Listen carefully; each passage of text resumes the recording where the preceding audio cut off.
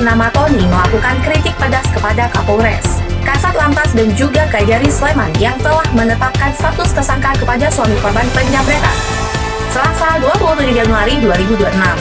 Sang pengacara sampai menganalogikan gimana jika polisi mengejar pelaku kejahatan dan pelaku kejahatan meninggal saat dikejar. Harusnya polisi juga harus jadi tersangka.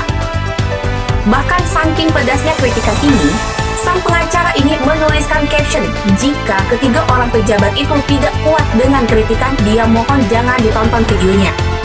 Wah, sepedas apa ya kritikannya? Coba deh tonton dan silahkan komen. Apalagi Hogi Minaya ini dikenakan pasal 311 ayat 5 Undang-Undang Lalu Lintas dan Angkutan Jalan. Pasal 311 ayat 5 Undang-Undang Lalu Lintas dan Angkutan Jalan ini itu karena sengaja berkendara dengan keadaan atau dengan cara yang membahayakan nyawa atau barang. Jadi tindakan Hogi Minaya yang membela istrinya mengejar jambret agar tasnya itu bisa kembali, tas istrinya yang jambret itu bisa kembali dengan cara memepet sepeda motor jambret karena jambretnya lari terus, memepet jambret yang berhasil menjambret tas istrinya, itu dinilai sebagai tindakan berkendara yang membahayakan jambret. Kan parah ini otak penyidik Satlantas Polres Sleman ini. Harusnya dilihat secara utuh. Ini kenapa jambret ini dipepet? Karena dia telah melakukan tindak pidana, lari membawa tas istrinya. Apa suruh diam saja suaminya ketika istrinya itu dijambret, istrinya itu menjadi korban tindak pidana? Apa harus diam saja? Anda lah Pak Polisi, kalau istri Anda jadi korban penjambretan, menjadi korban pencurian dengan kekerasan di depan mata Anda sendiri, apakah Anda diam saja? Silakan renungkan. Pasti Anda secara spontan mengejar jambret itu, mengejar pelaku pencurian dengan kekerasan itu. Lalu kemudian, kalau jambret dikasih peringatan sama Anda Pak Polisi, tidak berhenti juga, dikejar terus, apa yang Anda lakukan? Dipepet, ditembak, lebih parah lagi ditembak, kemudian dipepet taruhlah ya, sama Anda, sama mobil polisi, lalu tiba-tiba jatuh, meninggal. Anda mau ditetapkan sebagai tersangka karena menyebabkan kecelakaan jambret itu, menyebabkan kecelakaan pelaku tindak pidana pencurian dengan kekerasan itu. Anda mau dijadikan tersangka Pak Polisi? Kalau mau, baru adil. Orang Anda saja Pak Polisi dalam menyetop orang yang diduga melakukan pelanggaran lalu lintas, ketika pelanggarnya itu terus menerobos, menghindar, Anda kadang tendang itu pelanggar lalu lintasnya. Kecelakaan tidak, kecelakaan. Lalu Anda mau nggak dijadikan tersangka penyebab kecelakaan pelanggar lalu lintas itu? Tidak akan mau pasti. Jadi harus dipakai nih ya. Kasat Lantas, Kapolres, Polres Sleman itu harus dipakai nih otaknya. Ini mencederai rasa keadilan di masyarakat.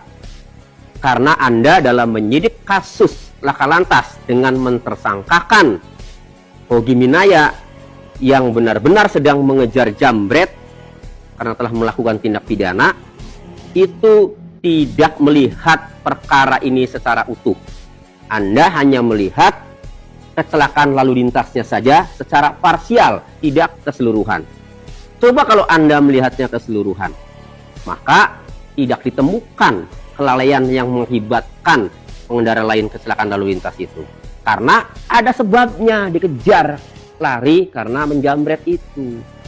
Jadi penetapan tersangka terhadap Hogi Minaya ini minimnya pengetahuan hukum penyidik Satlantas Polres Sleman. Jaksa penuntut umum pada Kejaksaan Negeri Slemannya juga sama saja ini.